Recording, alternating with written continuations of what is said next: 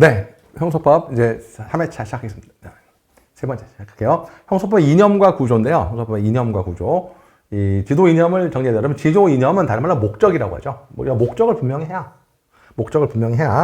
이 앞으로 절차를 진행해 나갈 수 있겠죠. 지도 이념을 다른 말로 목적이라고 합니다. 그래서 목적이 뭐냐?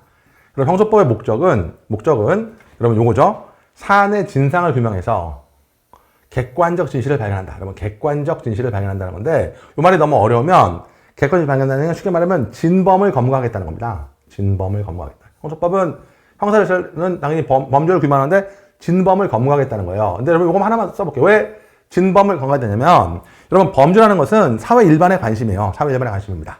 잘 봐요. 여러분 민사소송은요. 여러분 민사소송은 요거 좀 좋은 표현이 나오는데, 민사소송에서는 형식적 진실주의가 구별돼요. 이 형식적이란 말은 당사자가 인정할 수 있다는 거예요. 당사자가 인정할 수 있다는 거야. 그래서 요 당사자가 인정할 수 있다는 말을 여러분 좀 어려운 표현하는데 당사자 처분권주의라는 말이 나옵니다. 민소는 당사자 처분권주의예요. 그게 뭐냐면, 예컨대 여러분이 누구한테 돈 500만 원 꿔줬지 않습니까? 안 받을 수도 있다는 거예요. 그냥 받은 셈 친다. 먹고 떨어져라. 이렇게 말할 수 있다는 거죠. 이게 바로 이게 형식적 진실주의입니다. 이게 형식적 진실주의야. 민소는 그렇다는 거예요. 민소는 그렇다는 거야. 근데 형소는 그러면 안 돼요. 여러분 제가 만약에 질문하러 온 여자 수강생 엉덩이를 만졌지 않습니까? 그러면 강제추행이잖아요. 강제추행인데 그 여학생이 그냥 인생이 불쌍하다. 되게 불쌍하니까 너를 그냥 용서해 주겠다. 라고 말할 수가 없다는 겁니다. 그렇게 하면 저는 또 그런 짓 할 겁니다. 그렇지 않나요? 그러면 제2제3의 피해자가 생기게 되기 때문에 그럼 안 되는 거죠. 그래서 형소법은 여러분 요게 중요한데, 왜 진범을 검거하냐면 범죄의 처벌은 개인적인 문제가 아니라는 거예요. 사회 일반의 관심이죠. 사회 일반의 관심입니다. 그래서 여러분 우리가 지난 시간에 말했지만 요거 우리가 형소법은 공법이다. 공법이기 때문에, 공법이니까 당연히 진범을 잡아야 돼요. 국가가 나서가지고 엄한 사람을 잡으면 안 됩니다. 진범을 잡아야 돼. 그래야 재범으로 나올 수 있는 거죠. 그래서 민소법상의 형식적 진실적 구별된다까지 잘 기억하시면 되겠습니다. 그럼 요거 읽어볼게요. 따라서 요것만 미주시면 읽으시면 돼요. 시험은 요게 나오니까 실제 진실주의이기 때문에 당사자 처분권주의가 인정되지 않죠. 처분권주의를 민소나 그렇게 되는 거예요. 그래서 우리는 화해할 수 없어요. 화해할 수 없고, 또 범인 잠동을 중지하거나 포기할 수도 없습니다. 그 다음에 또 자백의 구속력이 인정되지 않죠. 그래서 그냥 자백하더라도 법원은 다른 내용의 판결서가 가능하다는 겁니다.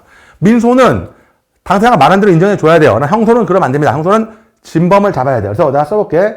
자백의 보강법칙. 자백의 보강법칙을 나중에 공부할 보강법칙. 보강증거가 있어요. 자백의 보강법칙이라고 좀 메모 좀 해줬으면 좋겠습니다. 그럼 이제 이게 실제 이념이고, 그럼 이제 그 다음에 이제 우리가 정리할 게 어떤 거냐면 이거 썼죠. 자, 그러면 어디로 가냐면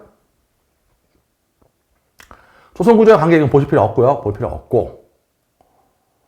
실제 두 가지 좀 이따 할 거고요. 그러면 실제 진실주의 제도적 표현입니다. 제도적 표현인데 하나만 알면 돼요. 그럼 도대체 실체 진실을 구현해서 어떻게 해야 되느냐? 제가 순서 약간 바꿀게요. 제가 구현하기 위해서 제일 중요한 건 뭐냐면, 여러분 요건 좀 메모 좀 해줄게요. 어떤 걸 써야 되냐면 요겁니다. 증거재판주의입니다.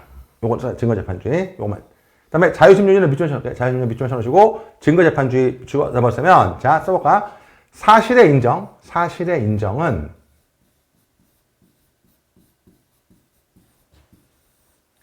증거에 의해야 돼요. 주장에 의하는 게 아닙니다.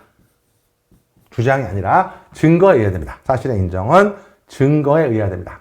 왜? 증거는 객관적이에요. 증거는 객관적. 우리가 객관적인 증거로 객관적 진실을 발견해야 된다는 거예요. 주장은 주관적이죠. 주장은 주관적이니까 우리는 절대 처분권주의를 따를 수가 없어요. 처분권. 네 주장대로 할 수가 없어. 네가 말하는 대로 할 수가 없는 거야. 우리는 객관적인 증거를 보고 해야 돼요. 그래서 형소법이 중요한 것은 우리는 주장이 중요한 게 아닙니다. 증거가 중요해요. 증거를 봐야 돼요. 증거재판주의. 이 증거재판주의가 바로 실체 진실주의의 제도적인 측면이 된다는 것이죠. 그거를 좀 기억할 필요가 있겠고요. 하나 굳이 욕심을 낸다면, 증거재판주의 이렇게 중요한 이념임에도 불구하고 여러분 헌법에는 없어요. 증거란 말이 나오면 형소법 307조지 헌법에는 없다는 것도 우리가 지난 시간에 공부한 거 다시 한번 떠올려 봐 줬으면 좋겠습니다. 그런데 이제 잠깐 이거 됐죠? 이걸 약간 수를 바꾸면 위로 올라가서 우리가 진실을 발견을 해야 되는데, 진실을 발견하는 건 맞아요. 그거 맞는데 문제는 그렇다고 해서 자 14페이지를 펴셔야 되는데, 진실을 발견한다고 무조건 죄진 놈을 꼭 다 잡겠다는 게 아닙니다. 죄 없는 자를 유죄로, 요거 좀 저는 설명을 바꿀 거예요. 주엄자를 유지하는 요 원칙인데 그 얘기는 뭐냐면 아무한테나 막 뒤집어 씌우면 안 된다는 거예요. 뒤집어 씌우면 안 되기 때문에 여러분 요건 좀 중요합니다. 요건데요. 죄 없는 자를 유죄로 해서는 안 된다. 원칙. 그래서 요거 표현도 10사람의 법을 놓친 한이 있더라도 한 사람의 죄 없는 사람을 벌여서는 안 된다.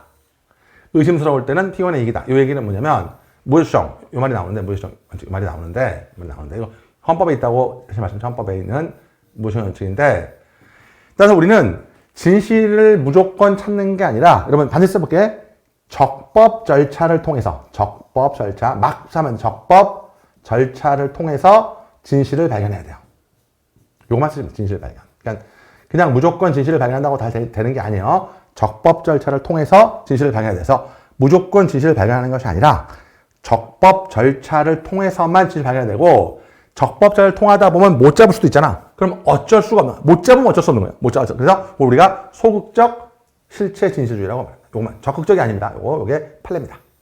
요것만 기억하시면 돼요. 우리는 적극적 실체주의가 소극적 실체주의죠. 그래서 요거 함부로 법인 잡으면 안 된다. 판례 꼭 한번 읽어보시기 바랍니다. 무조건 범인 적법 절차를 통해서 해야 됩니다. 이 되시죠? 요거 기억하시고요. 그래서 우리는 적극적이나 소극적인 주다. 요거 좀 정리하시고요. 그래서 여기서 구현된 게 다 됐고요. 그래서 구현된 게 우리는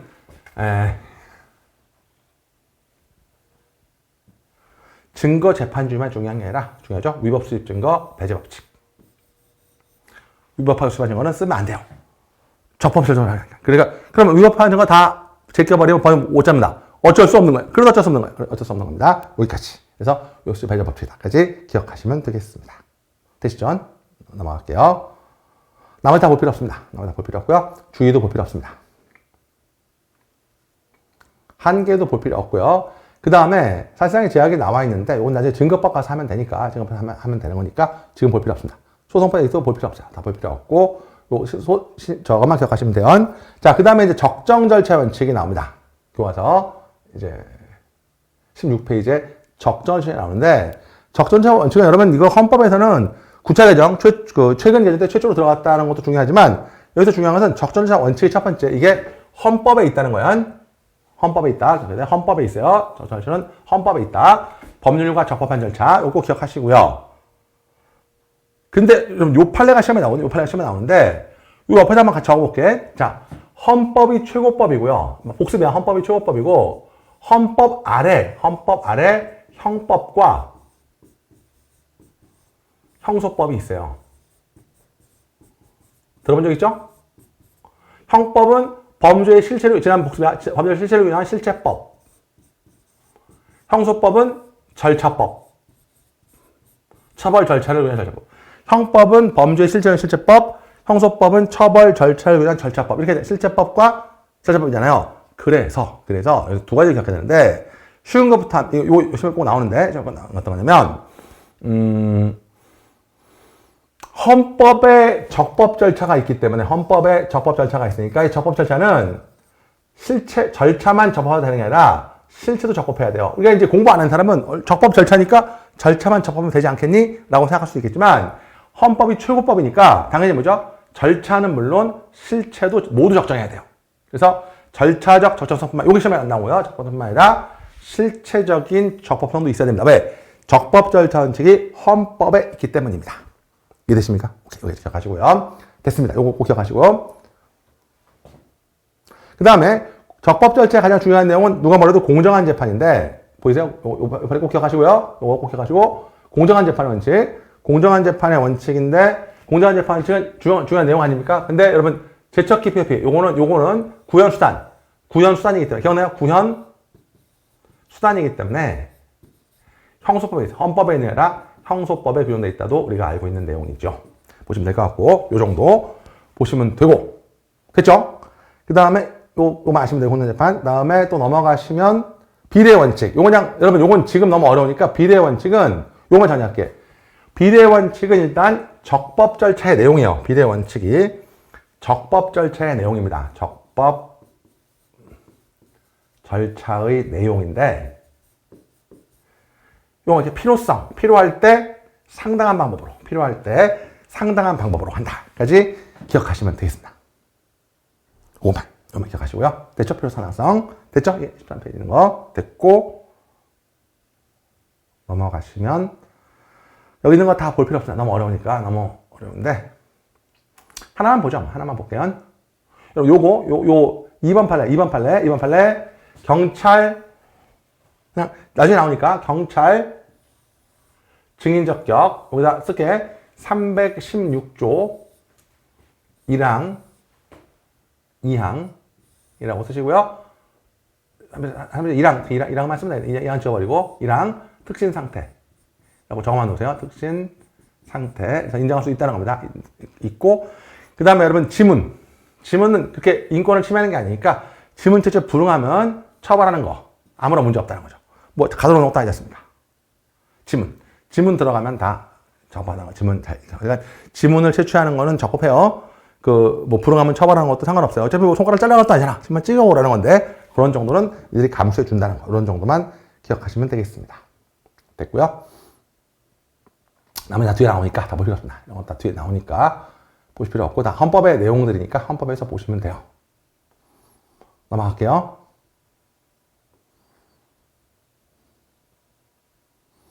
그 다음에 여러분 요거 표시만 좀 해볼게요. 앞으로 나올 거 20페이지에 1번 판례. 요거 20페이지에 1번 판례. 요거는 우리가 좀 이따 할 건데 요거 바로 볼 거야. 변호인 접근 차단 소환했다. 여기다 써볼까? 요거는 메모할게. 반대 신문 준비 방해라고 쓰시고, 요거는 적법 절차 위반이다. 이런 정도 메모하시면 되겠습니다. 나머지 요거만 조심하시면 되고요. 됐죠? 이 정도 보시면 되고요. 그러니까 반대신문 준비방해 1번 판례 앞에다가 20페이지 1번 판례 앞에다가 반대신문 준비방해 적법 절차 위반 이렇게 쓰시면 되겠습니다. 됐죠? 요게 이제 20페이지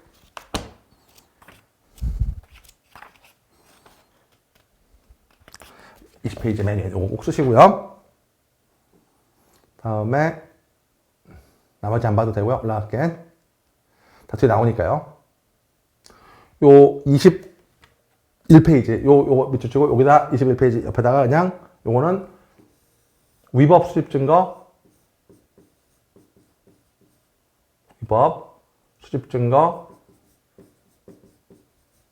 배제 법칙이라고 좀 써놓으시고요. 배제 법칙. 됐죠? 그 정도. 9번 판례 앞에다가 쓰시고요. 넘어가시면 돼요. 신속한 재판 원칙입니다. 신속한 재판 원칙은 일단 첫 번째 헌법에 있습니다. 요건 신속한 재판 원칙에서 여러분 기억할 건 뭐냐면 요거 한번 시험에 나온 적이 있죠. 미친놈들인데 사법은 신속성 한계가 높다. 요게 한번 나온 적이 있는데 법원 정도 잘 기억하시고요. 그러면 어떻죠? 소극적 신실 진실주의를 규현하는 법원은 뭐죠? 10명의 법을 놓치더라도 한 명의 억울한 사람을 만들지 않겠다. 이게 이제 소극적 실체 진실주의라고 한다면 신속한 재판의 원칙은 뭐죠? 사법은 신상 한계가 높다. 베이컨은 신상해야 되겠죠. 베이컨이 한 말이고요. 보시면 되겠고, 그 다음에 헌법에 있다는 거. 헌법에 있다는 거야. 헌법에 있는데, 이제 요 편을 기억해야 돼요. 여러분, 적법 절차는 일방적으로 피고인의 인권을 보호하는 거지만, 신속한 재판은 양쪽의 성격이 다 있다는 거예요. 신속한 재판을 받을 권리는 주로 피고인의 이익을 보호합니다. 원칙은 주로 피고인의 이익을 보호해요. 왜? 주로 피고인의 보호하느냐? 왜냐면, 형사 절차에서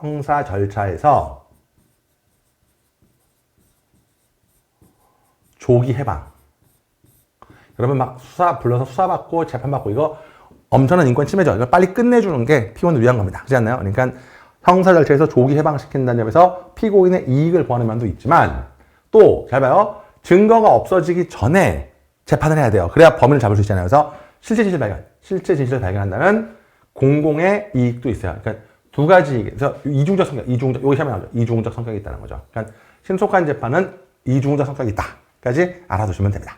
그러니까 피고인의 이익을 보호하는 측면도 있고 공공의 이익을 보호하는, 그러니까 증거가 없어지기 전에 빨리 재판 진행해서 범인을 잡아야 된다는 거죠. 이해되십니까? 그런 정도 보시면 되고요. 제도적 구현이 나와 있는데 제도적 구현에서 여러분 저는 그냥 표시만, 지금 여기까지 너무 많으니까 표시만 하시면 되는데 오늘 우리가 할 거야. 이렇게 3번의 기소편의주의 요거 별표 치시고요. 별표. 공소시효 별표 나중에 할 거야. 됐나요? 됐나요? 그 다음에 됐고, 이렇게 표시하시고요. 됐죠? 그래서 해방.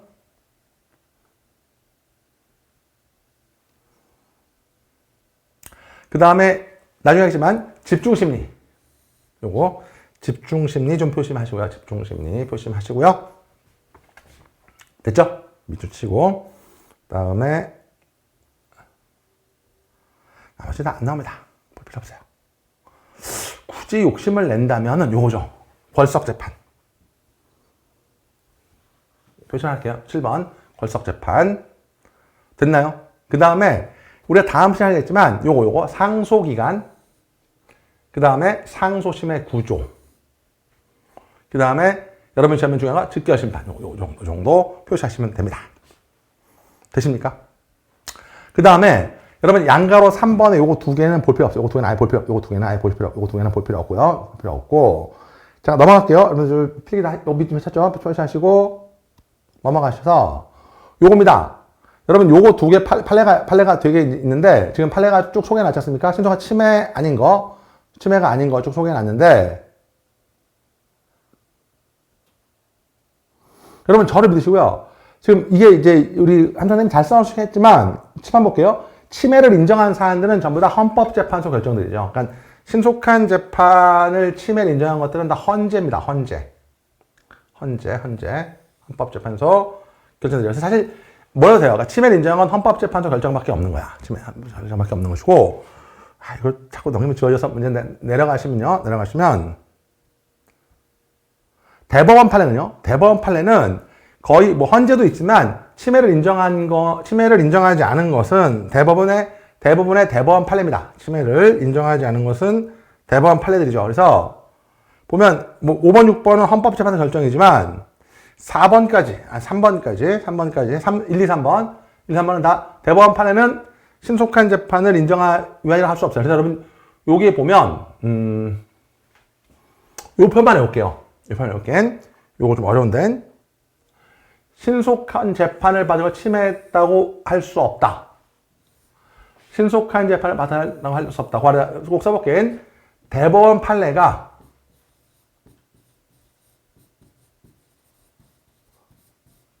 신속한 재판 원칙 침해로 인정한 사례가 없다. 이걸 외우셔야 돼요. 여러 번 나왔어요. 그러니까 대법원 판례는 신속한 재판의 원칙 침해했다고 인정한 사례가 하나도 없습니다. 그렇게 외우십시오. 대법원 판례는 신속한 재판을 침해했다고 인정한 사례가 없다. 이렇게 기억하시면 되겠습니다. 왜냐면 판례는 재판하는 기관인데 여러분 저 같은 일개 강사도 제 수업에 진도가 늦다고 생각해본 적이 한 번도 없어요. 근데 판사들이 자기 재판이 늦었다고 인정한 사례가 있을 리가 없습니다. 그래서 그것만 기억하시면 되고 3번까지만 읽으시면 되고 아래 헌재 결정은 보실 필요 없어요. 잘 믿으세요. 헌재 결정은 보실 필요가 없습니다. 요거 3개 3번부터 6번도 뭐 하지만 볼 필요 없고 그다음에 아래 또 다 볼 필요 없어요. 헌법재판소는 얘들은 지들이 재판기관 아니니까 막 인정해요. 대법원 재판 늦게 했다. 대법원 본인은 인정 안 합니다. 그렇게 정리하시면 되겠어요. 근데 여러분 시험에 헌재가 안 나올 거니까 저를 믿으시고요. 대법원 판례가 신속한 재판을 침해했다고 인정한 사례가 없다. 이렇게 외우시면 됩니다. 문제도 그렇게 나올 겁니다. 기억하시면 되겠고요. 자, 그럼 이렇게 이제 마지막인데 이걸 구현하기 위한 형소법의 기본 구조입니다. 기본 구조인데 어떻게 틀을 짤 거냐. 틀을 짜는 거죠. 이런 원칙을 그냥 수단이죠. 구조는 여러분 요것만 쓸게. 구조는 이념을 방금 말했죠. 이념을 구현하기 위한 수단인 것이죠. 우리가 구조라고 말하는 것은 이념을 구현하기 위한 수단. 이게 구조입니다. 구조. 그러면 이념이 뭐냐? 우리가 지금 이념, 즉 목적, 방금 봤죠? 적법 절차를 통해서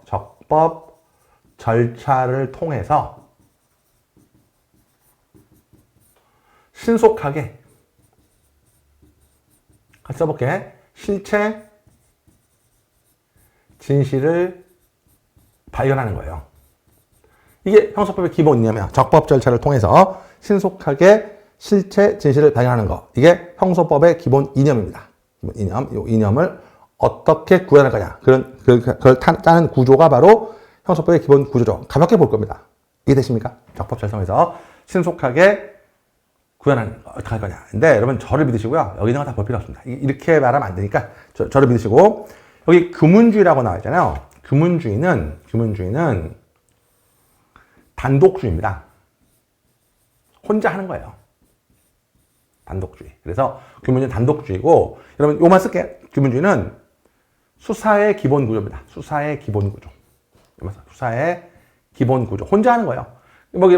법원이라는데 엄밀한 수사기관이 있어서 수사의 기본 구조가 바로 규문주의입니다. 수사의 기본 구조, 규문주의야. 그래서 여러분 혼자 하는 거니까 당연히 비밀주의죠. 그 다음에 혼자서 여러분 일기를 씁니까? 대화를 합니까? 대화하죠. 미안합니다. 혼자서 대화하나? 큰일 나지. 혼자서는 일기 써요. 그래서 서면주의, 비밀주의, 서면, 요것만 기억하시면 규문주의의 특징은. 그리고 여러분 수사의 기본을 쓰시고 하나만 쓰면 돼. 능률적인 증거 수집. 이렇게 능률적인 증거 수집이라고 기억합니다. 수사 기본 구조 쓰시면 되고요. 그 다음에 요것만 쓰시면 돼요. 그다음에 탄핵주의가 나와요. 이것도 앞에 탄핵주의는 소추라도 소추가 수사 플러스 공소인데 수사 빼고 소추니까 공소의 기본. 우리가 여기서부터 할 거야. 공소는 바로 탄핵주의입니다. 탄핵주의고 표시만 할게. 그래서 요거 어려운데 불고분리 원칙이 적용된다는 건데 소추기관이랑 재판기관이 나눠져 있는 거예요.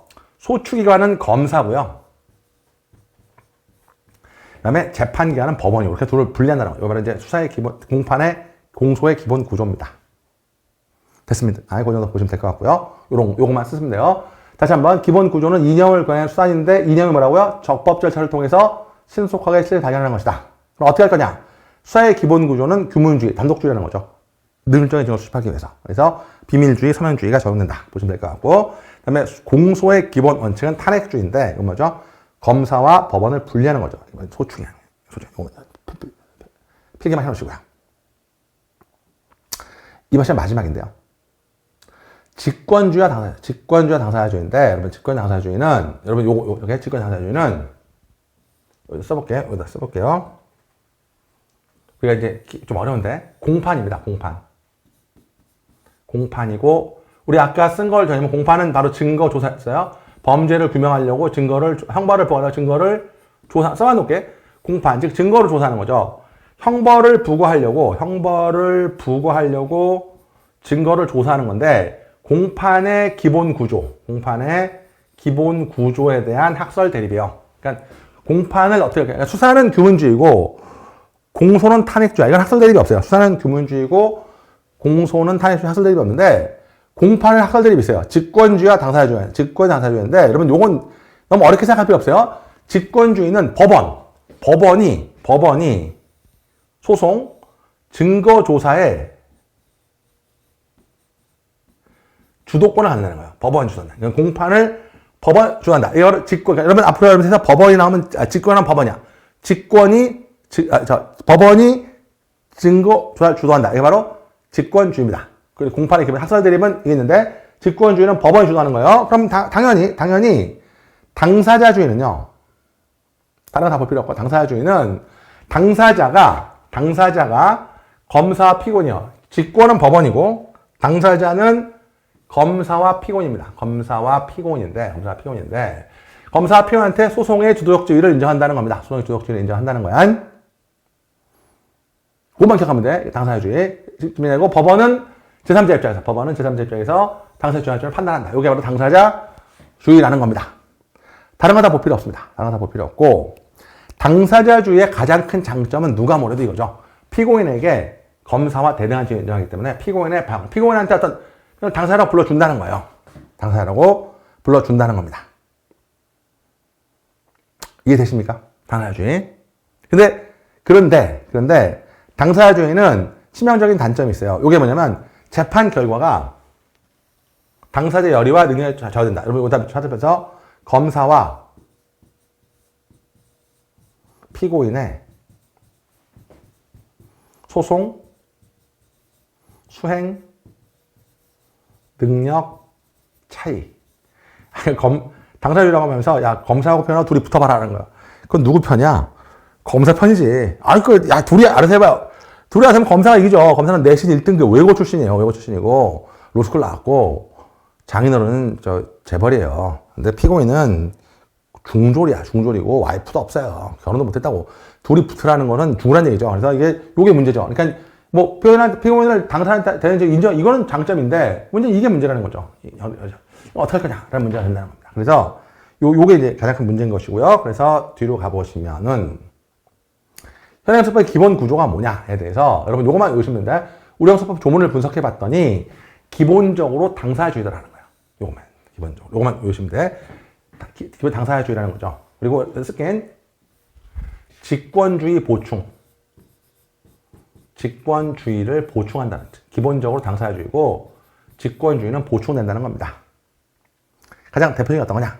그래서 요것만 기억하시면 되고, 그 이유가 하나입니다. 어떤 거냐면 요것만 정리하고 이제 잠깐 쉽게 보세요. 어떤 거냐면 넘겨야 되는데 요겁니다. 요거 어렵습니다. 집중해야 돼. 요거 다 몇 페이지죠? 이게 지금 아이고.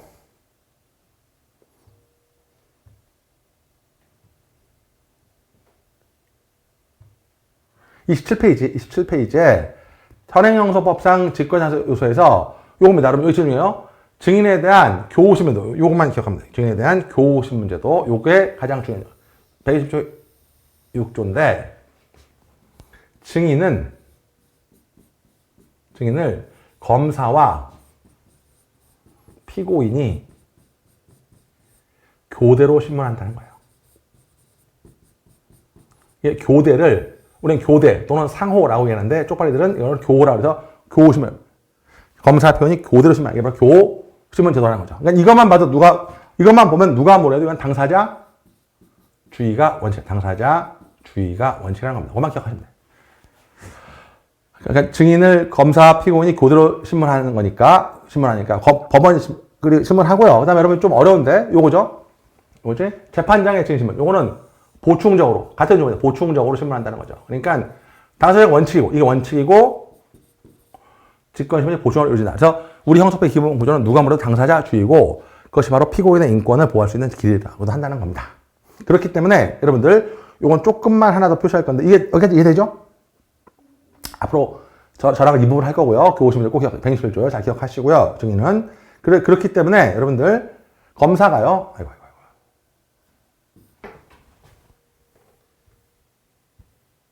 검사가 아까 우리 판례 하나 봤었죠? 적법 절차에서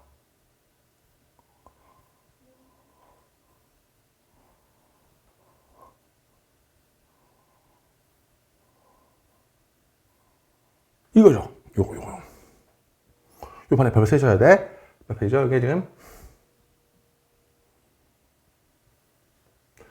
20페이지에 있는 요 판례. 요거 아까 발표가 세셨지만 검사가 증인 철수남자를 거의 먼저 불러가지고 피고인 측 변호인이 저걸 차단하고 진술을 번복해서 증언하도록 회의 협박하는 편집을 했다. 이거는 당연히 피고인의 공정판. 제가 보셨죠? 반대신문 준비를 방해한 거. 아까 썼잖아요. 반대신문에 요 판례 발표를 세쳐서 당사자를 취하기 때문에 이런 짓을 하면 안 된다는 거죠. 다시 요약을 하면 두 가지입니다. 여러분 이제 다 됐어요. 정리할 건데 쓰시고요. 그래서 우리는 기본 구조를 당사자주의를 보는 이유는 교호신문 제도 때문에 그렇습니다. 교호신문 제도 때문에 기본 구조를 당사자주의로 본다는 거예요. 되시죠? 기본 구조를 당사자주의로 보는데, 그러려면 첫째, 피고인의 반대신문권을 철저히 보호해줘야 돼요. 피고인의 반대신문권. 꼭 써야 돼요, 여기. 증인의 교호신문 하면서 꼭 써야 돼. 피고인의 반대신문권을 반드시 보장해줘야 되고, 이제 앞으로 우리는, 그러면 공판에서 제일 어려운 예문상이 반대신문을 이해 못해서 그런 겁니다. 그러니까 검사는 주신문을 하고, 피고인은 반대신문을 한다고요. 그러니까 다시 한번, 교신문은 검사와, 아까 빼먹었네. 검사와 피고인이 증인을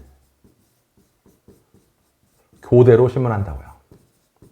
교신문인데, 검사를 주신문. 좀 어렵죠? 검사를 주신문, 피고인을 반대신문이라고 한다. 이것만 정리해서 알아두시면 되겠습니다. 반대신문이라고 하는 거야. 그런데 피고인의 반대신문을 철저히 보장해줘야 됩니다. 법원은 보충으로 신문하고요. 법원은, 재판장은 보충적으로 신문하는 것이고. 여기까지 이해되십니까? 그리고 하나만 더 말씀드리고 이제 끝낼 건데, 이거 피고인의 반대신 철저히 보장해줘야 되고, 두 번째, 피고인한테 반드시 변호인의 조력받을 권리가 보장이 돼야 돼요. 그래야 검사랑 맞다이를 깔 수 있는 거잖아요. 검사하고 편의 맞다이를 깔려면 변호인이 있어야 됩니다. 이해되시겠습니까? 그래서 다시 한번 피고인의 반대 신문을 철저히 보장한다. 보이죠? 그 다음에 변호인의 조력받을 권리를 철저히 보장한다. 우리는 당사자주의이기 때문에 앞으로 우리는 기본적으로 당사자주의를 취하고 있다라는 걸 전제해서 앞으로 논의를 정리할 겁니다. 다음 시간부터 공소, 공판을 정리할 거예요. 전혀 어렵지 않습니다. 이걸 이해하시면 전혀 어렵지 않기 때문에 그런 정도의 내용을 봐주시면 되겠습니다. 네, 고생 많으셨습니다. 다음 시간에 뵐게요.